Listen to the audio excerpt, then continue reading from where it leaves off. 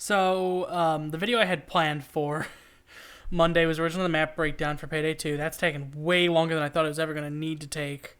So I started working on a review of the new DLC for A Hat in Time.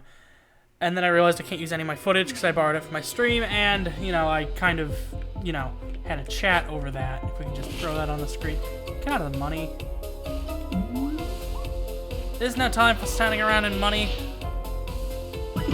So I figured I'm just going to talk about the DLC while we roam around, because I've already 100%'d it. I have everything as of this morning. Got all the stickers, beat the Hidden Death Wish, got, there's a whole bunch of other stuff. We'll talk about it. The entire chat TV is, a TXT file now. So this is, Nyakuza Metro. This is the new DLC. This costs $7. Now, I'm gonna tell you right off the bat, performance is a little jank, but that's fine, because it's also, like, loading things, so it's gonna get a little better as we go.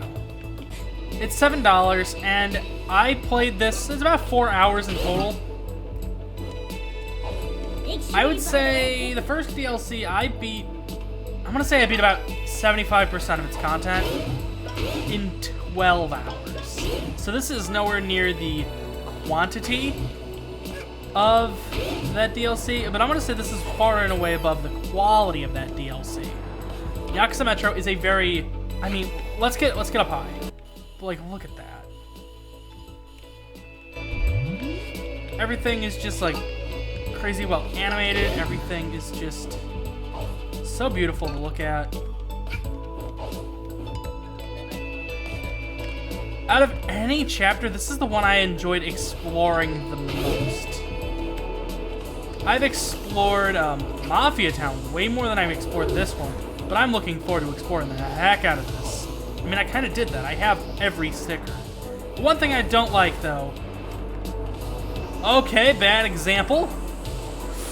There are kill planes all over this map. If you're up high and you're trying to get down low, it's next to impossible. Actually, I just came to a realization. I know a great place to show that off. So we're gonna head this way into this area.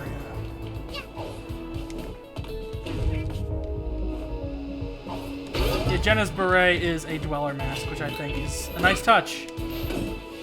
Okay, so if you get up here, watch this. I don't know why that's there. There's a lot of crazy things like that in this map. So just be patient, and if you need to get down, in this case in particular, this has screwed me up trying to do sticker hunting. You have to go up. And then you come over here to then go down. And then you can just kind of just fall at your leisure.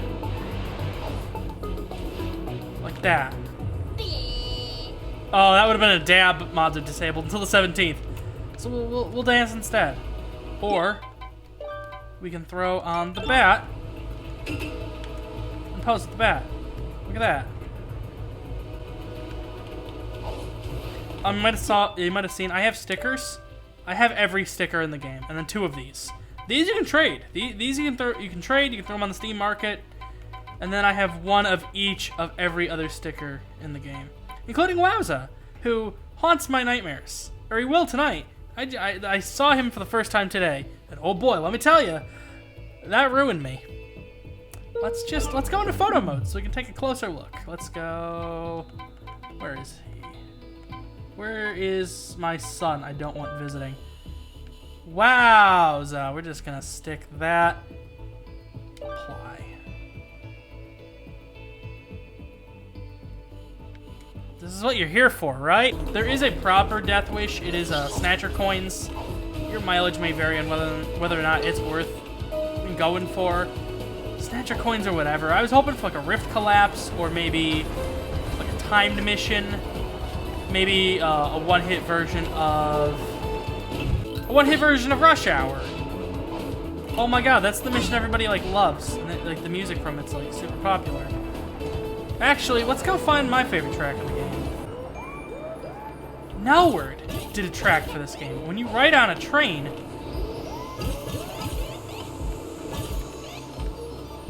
It adds percussion.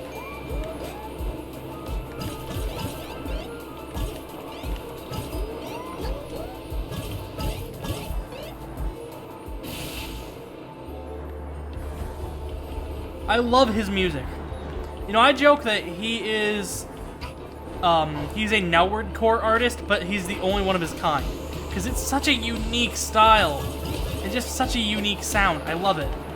During the stream today, I only played Noword's music, because it's something so different from anything I think you're going to get from any other artist. Just listen.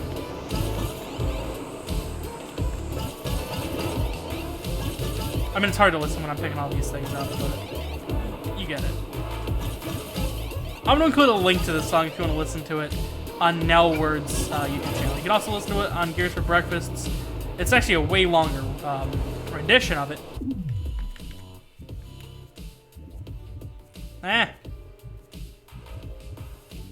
What? There we go. There's a lot of art hanging around. Now, the definition of art is, of course, I don't know, I think it excludes whatever that was.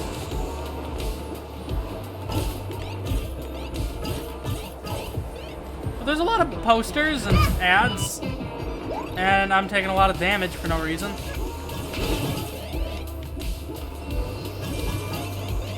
I've already beaten this level. This is a cool idea. They're kind of like the purple coins. There's not exactly 100. There's like 120-ish.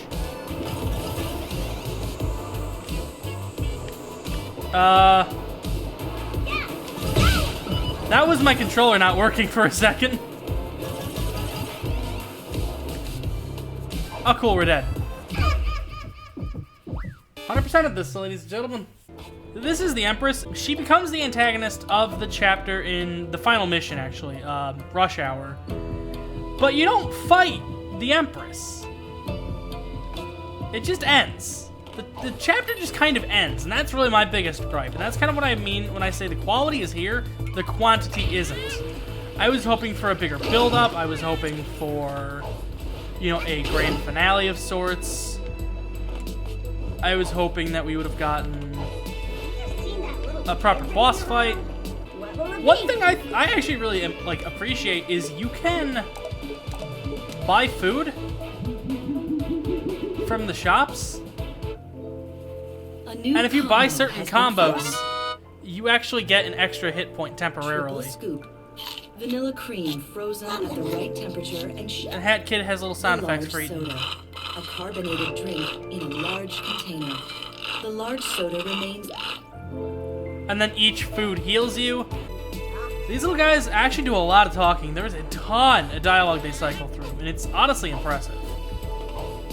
Did I tell you I have to buy a new Metro Pass? I think it got stolen. See? They got there was easily probably almost 30 minutes of just dialogue between the little cats. Variety is great. The smell is unbearable. All the flavor. And it's all well written and well performed. I guess well performed for Hat in Time. This game, some people think the voice acting is a little excessive in this game, a little overdone. Those people don't know what fun is, and should probably go back to fun jail or whatever, wherever they go, where there isn't any fun allowed. Speaking of sticker, I said the wrong thing, but also speaking of stickers, you can open up this emote wheel. Uh-oh. Whoa, I don't want that one. That one's creepy. Which one do I want? Oh, heck yeah. So you can open up the emote wheel, and then you can tell people things. Oh, hi there. Yeah. It's if you're playing the online co-op mode, which I'm not. I actually have that disabled. Yeah, we can't enable it here. But you can go in, and you can say all these different things. And then you also have... The stickers have individual lines. Not all of them. If I go to... a bunch of them are just, general. But Specifically, what I've found is Cat Crime has its own unique one. This might. Come on. It doesn't. It has nothing. Cool. I guess I can't be upset. There's a bunch of ones that have. Oh my god. I have not heard that one. I just decided to try it. There's so many good ones. And if you're wondering, Wowza, our dear friend, is just a noisemaker. Cat Crime is the best though. I was bopping this all stream. Cat It's a little bit of polish that just makes games feel so much better. Oh my god. Say I'm doing a lot of high octane platforming. Uh-oh, I accidentally hit the emote wheel. It's L3, which is the control stick. So if you accidentally bump the control stick pressing in, like you're running, and then you hit it, you freeze in place. And that you can take a whole lot of unnecessary damage doing that, which is just unfortunate. And you cannot remap that. I need to stress, you cannot remap the emote wheel. You are completely at its mercy, which is not a good look. I love the soundtrack so much. All the songs in this DLC slap. It's good. The only real issue I have is that it's like 4 hours long. And then once you've exhausted the 4 hours worth of content, you got all 55 stickers plus your dailies. What do you do? Well, I guess you could buy all the new accessories. There's a ton. Everything in orange is in this DLC. So you got red, you got blue, Fortress and Battlements. You got, mustache girl colors in case you want that. The varsity jacket, the Guy Fieri, which with the beret looks hilarious. The sweater. You have Obnoxious, which really lives up to its name. That is not a good color scheme. These are all, I believe, community. These are all like community. There is Wireframe, which is weird because it's this, but as a wireframe. Except this is the wireframe of Pat Kid's high poly model. But I would think it would be, this. Does this work with the bat? It does! Oh, that's actually worth mentioning. This is money. This flare is money. And then you throw it and it explodes into a cloud of money. And then it leaves some money on the ground, which we can then zoom in on. Whereas the last DLC, I felt like I had a big problem with quantity over quality. A lot of the Death Wishes simply weren't good. Arctic Cruise is a very short chapter with not a lot going on, although it's the same idea, like carried over for 3 missions, and then it's done, which is a little infuriating. But it's like there's a whole lot of other stuff attached to it, a whole lot of costumes, but everything's kind of Death Wish locked. And Death Wish still, I don't think, is in a fantastic place. But this one feels better with the quality. The quantity now becomes my problem. I feel like it's only a few hours worth of content. We need to find a good happy medium. And if you're worried about getting lost, you can turn on assist mode, and this will kind of put like footsteps on the ground to walk you through how to get to all 8 of the timepieces in the metro. Then there's one for the boss fight. Let's put that in air quotes. And then there's the time rift. The time rift is okay. It's set in a Roomba factory, which I feel like is fun. I should probably mention now, if you're wondering where to get to the DLC, it'll be here. I don't remember exactly how many timepieces it was to unlock. And this is in the room with the crayons and this time rift, which you can then access from right here. So opposite of the other DLC. They're literally like directly across the street from each other. Although this isn't a street. You know what I'm talking about. The machine's empty. So there's nothing new in the slot roulette, which is unfortunate. Bo Kid was the thing I was most excited about with this DLC, because if you own both DLCs, both paid DLCs, you can play as Bo Kid in a new save file. That's a little frustrating. In my eyes, I feel like... First of all, that locks Bo Kid behind like a $14 paywall, which is a wild statement. And I can't explain how or why that feels wild to me. I think it's just co-op is a free DLC. So I feel like if you beat the game and have co-op installed, you should just be able to, you know, play as Bo Kid. I feel like there could be a little more content strewn around the rest of the game.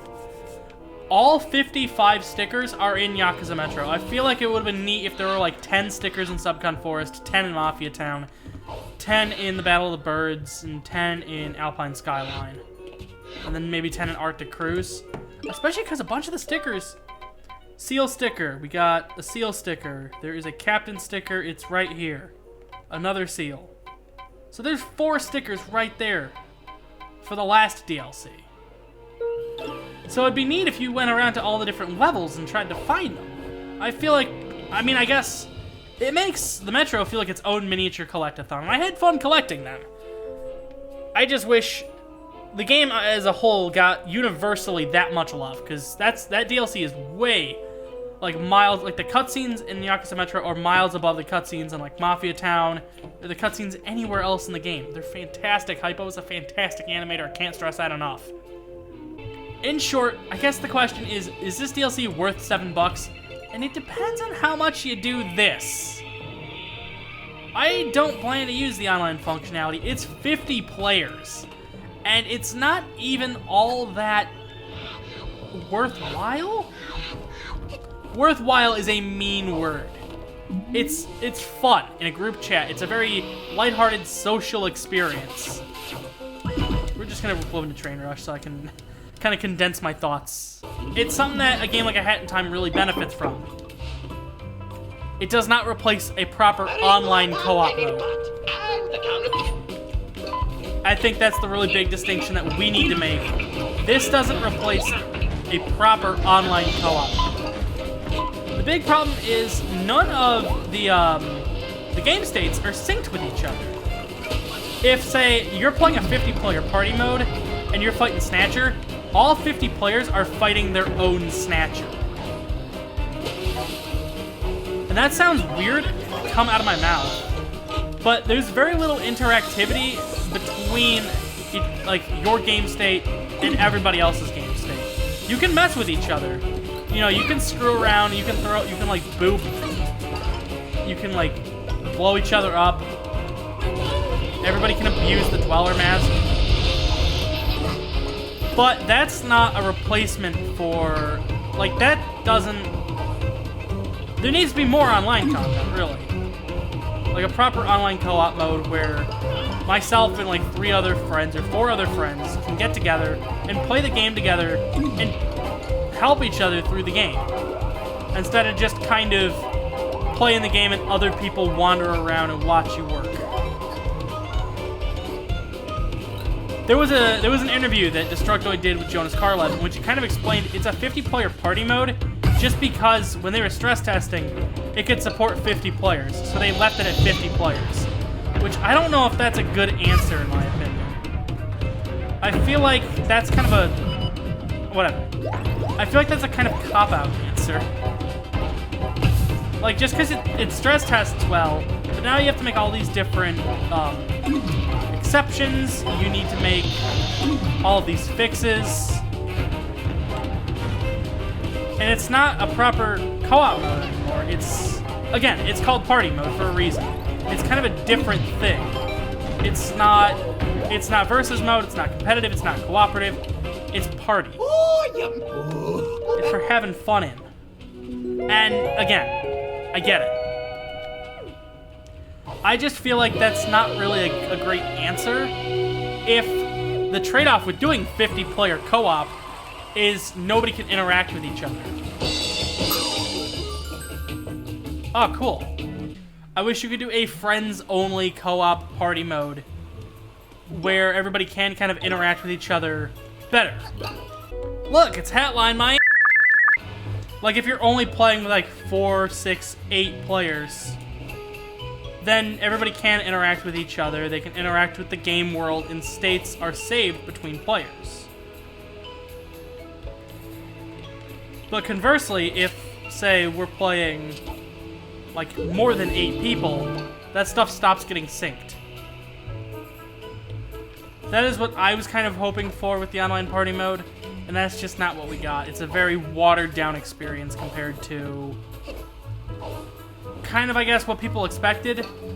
It's kind of like how New Game Plus kind of weirdly defied everyone's expectations. It's a very distinctly different experience from what we were initially sold on. And whether it's better or worse is going to depend from player to player. So I guess in short, if you're planning to buy Nyakuza Metro, it really depends on how much time you're planning to put into the online party mode. If you plan to use this a lot and this is going to be how you play Hat in Time from here on out, go for it. You won't go wrong. This seems like an online mode that I think a lot of people will have fun with, and I think this might actually start becoming a thing more games do. Just having a purely social mode, because we're seeing a lot more games as social spaces. You know, TF2 was kind of the forerunner, and now you have games like Fortnite where people just log in to chat and hang out in a digital space with their friends, with new people, with whatever. So an online party mode, I think, makes a whole lot of sense in that regard. You can kind of turn a Hat in Time into one of those digital social spaces to hang out in. And these maps are fun to run around in, they're fun to explore. So I think that's a good call on their part. I just wish there was a proper co-op mode attached. But I guess that's what local co-op is for. I have to go outside and go find friends instead of just hoping they can contact me through the ether. This is the Game Boy one. This reminds me of Return to the Oprah Did, which is kind of hilarious. No, the Bo Kid's hair clips weirdly. Her facial expressions kind of sometimes stop working. I think she wears Hat Kid's hat just in the credits instead of wearing a bow, which feels like an oversight. Also, your passport photo is of Hat Kid, but Bo Kid has a unique save file icon. And in fact, your art, like what you draw on top of Hat Kid, ends up on Bo Kid. And they share different facial features. So it just doesn't ever look right. And I need to go back and update my passport photo, because that sucks. You can just do this whenever now. Ultimately, the content in this DLC is way miles above where the last one was for the first couple days. There's been quite a few patches already. There's probably going to be more over the next week or two. Mods get re-enabled this Friday. It's good. Whether you buy it now or you buy it later down the road on sale depends on how much you're going to play the online party mode. I don't think it's going to go anywhere. There really isn't any player base to drop off because you just punch in a keyword. So you can just punch in like A or E or hat and you'll be able to find plenty of players if you need to. Oh, hey. Is that the first episode of his Let's Play? Can we zoom in on that to end? Okay, thank you. If you like this video and you'd like to see more, I'd recommend subscribing. Patreon and social media links are in the description.